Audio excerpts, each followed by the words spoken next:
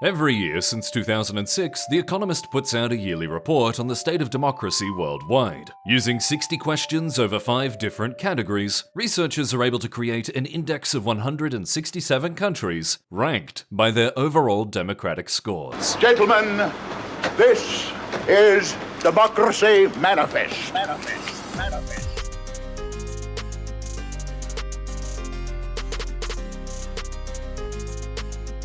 This is Democracy Manifest. These categories include electoral process and pluralism, the functioning of government, political participation, political culture, and civil liberties. Nations are also given a classification ranging from a full democracy to an authoritarian regime. This year's report also had some interesting findings, because for the first time in 8 years, the overall score across the globe actually went up.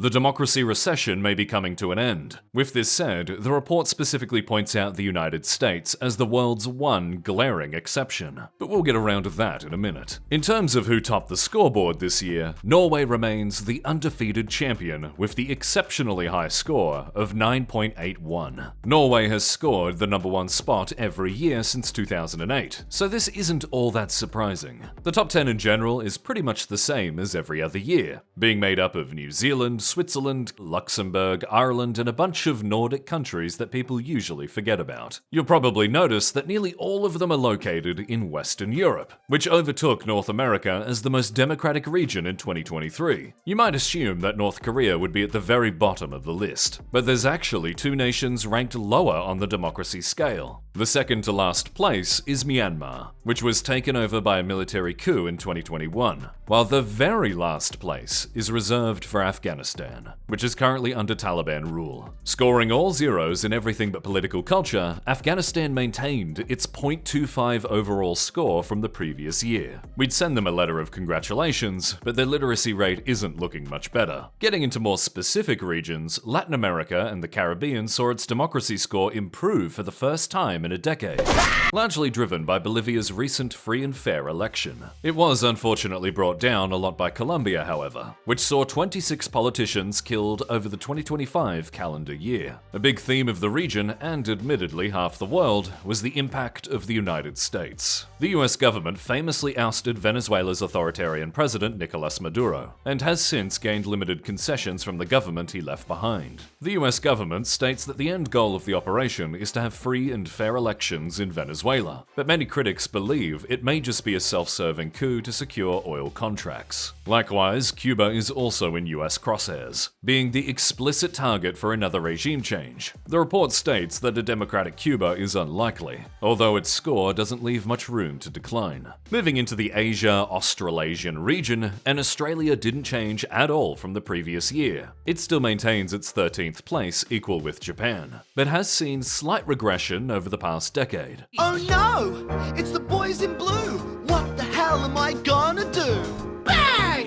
Biggity bang! A biggie bang bang biggity! India, Bangladesh, and Pakistan all saw democracy declines from the previous year, with India sitting in 47th place, Bangladesh in 101st, and Pakistan in 108th. An interesting trend from this year's report was although there was a general decline in the functioning of government within Asia, there was an uptick in political participation. This was a result of the wave of Gen Z protests which largely took place within Asian nations. When you can see Nepal's finance minister getting publicly whipped and paraded, that generally indicates that the government isn't working, but people are participating in local politics. An interesting finding in the report was that a nation's level of democracy generally correlated with a lower operational risk for companies doing business. It probably isn't surprising that stable democratic countries tend to be easier to host businesses, but it confirms that democracy is just good for business. The few exceptions include China and a handful of Gulf states, which tend to be very authoritarian, and take ease of business very seriously. In a broader sense, very democratic and very authoritarian countries tend to be more stable in their year-to-year democracy scores, as institutions become solidified for better or worse. Within Sub-Saharan Africa, the report card is generally pretty low. However, although 2 nations fell under military rule since last year, 2 others managed to transition to civilian governance. The report also notes that nations situated next to other countries that experience coups are more likely to experience their own military overthrows. It seems as if success inspires success. An interesting observation is how much Gen Z appears to be shaping African politics. Africa generally has a much younger population than the rest of the world, and this new generation tends to be less likely to support ruling parties. Gen Z has also become increasingly more frustrated with ineffective governance, weak accountability, and corruption, issues that weak democracies struggle to mitigate. Africa does, however, host the nation with the most improved award, with Gabon shooting up an impressive 32 places from the previous year. We now come to the Middle East and North Africa, a region which has always come last in the Democracy Index. This year's score of 3.16 was its second lowest of all time, beaten only by last year's 3.12. Israel was the only nation in the region which scored higher than an authoritarian or hybrid regime,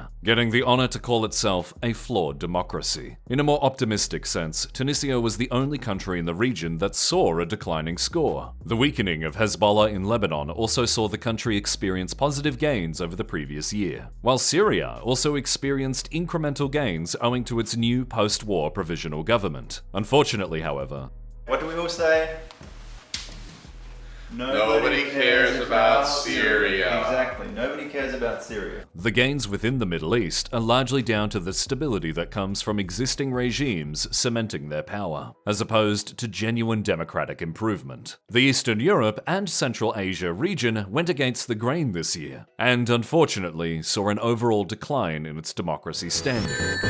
A major exception is Romania, which was upgraded from a hybrid regime to a flawed democracy. Hungary's recent election to vote out Viktor Orban after 16 years in office is also expected to significantly improve its democratic prospects. Unfortunately, Ukraine has continued to decline under Russian occupation, with Russia's invasion making free and fair elections all but impossible. Western Europe, on the other hand, remains the most democratic region on Earth, with 3/4 of all included nations classified as full democracies. The region actually saw a slight increase in its overall score from the previous year, from 8.38 to 8.43, which was driven by increased public confidence following the post-COVID cost of living crisis. A notable improvement was France, which managed to shake its COVID-era decline to reclaim its full democracy status. However, perhaps the most interesting nation was Denmark, which saw the region's most significant rise, going from 7th to 3rd globally. The report attributes much of this rise as a consequence of American saber-rattling to annex Greenland, which acted as a national unifier against a larger threat. The report cites cost of living concerns, housing, and immigration to be the biggest points of contention in the region's upcoming elections. We now get to North America, made up of just Canada and the United States. For Canada, the country actually went up 5 ranks from 14th to 9th, owing to increased public confidence following the 2025 election. As for the United States,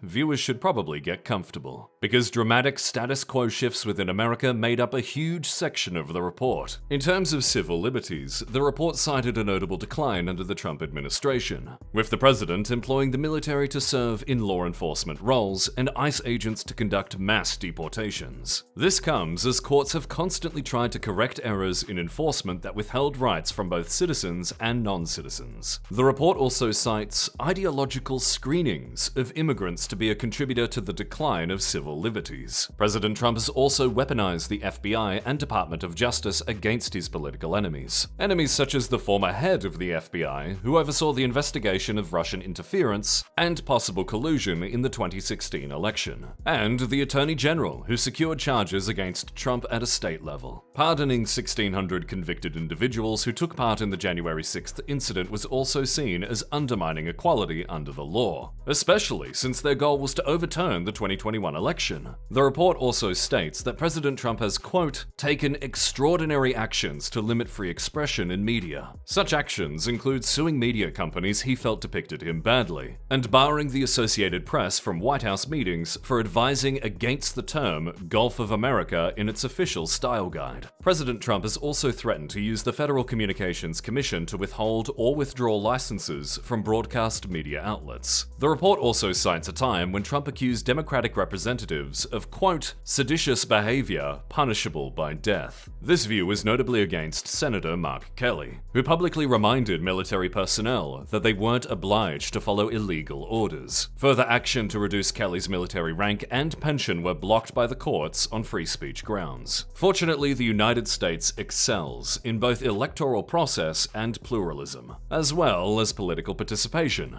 with the 2024 election seeing the second highest turnout in over a century. The report also gave credit to Congress for certifying the election without disruption. However, it also stated that the nation is held back by the practice of gerrymandering, the process of drawing legislative district boundaries to favor one party or another. The report pointed to Republicans attempting to flip 5 seats in Texas, and Democrats doing the same in California ahead of the 2026 midterm election. The report warned that this practice could disenfranchise voters and reduce Democratic participation. As for political culture, the United States scores very low for a developed nation, coming in lower than Tanzania, Zambia, and Uganda. The report cites a growing list of culture war issues for the collapse in social cohesion. Issues cited were election outcomes, LGBT rights, climate policy, reproductive health, and the Israel-Hamas war. Highly politicized media was seen as a large contributor to the issue, as well as self-reinforcing social media algorithms, which have the capacity to harden racial and misinformed opinions. The functioning of government was America's lowest scoring metric this year, reaching an all-time low of just 5.71, down from 6.43 from the previous year. The decline in effectiveness and transparency of the civil service largely drove this decline. The Department of Government Efficiency cutting federal employment and funding without public discussion,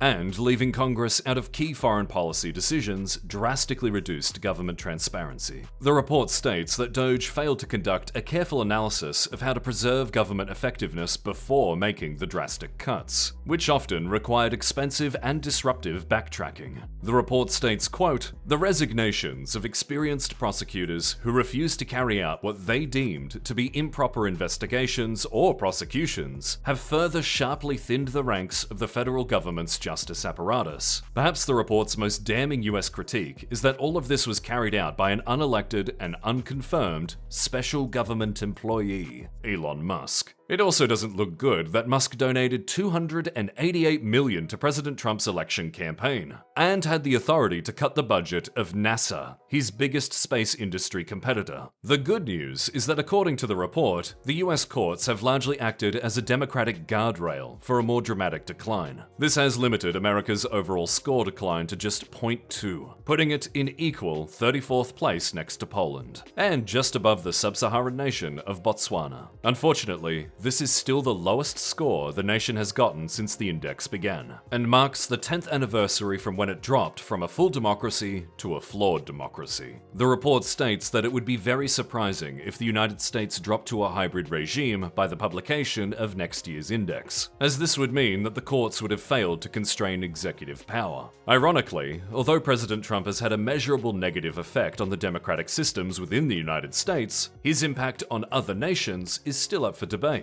As we previously mentioned, his threats against Greenland improved Danish national unity, and the jury is still out on Venezuela, Cuba, and any other nation he might decide to bomb. With this in mind, although degrading American democracy, it's not unthinkable that President Trump could end up being a net positive for democratic systems worldwide. The good news is that this year saw an overall increase in democracy across the globe, a trend which will hopefully continue into the second half of the decade. The world is currently host to 26 full democracies scattered across the world, so if you live in one of them, congratulations. We've left the link to the index in the description below. But until next time, have a good one.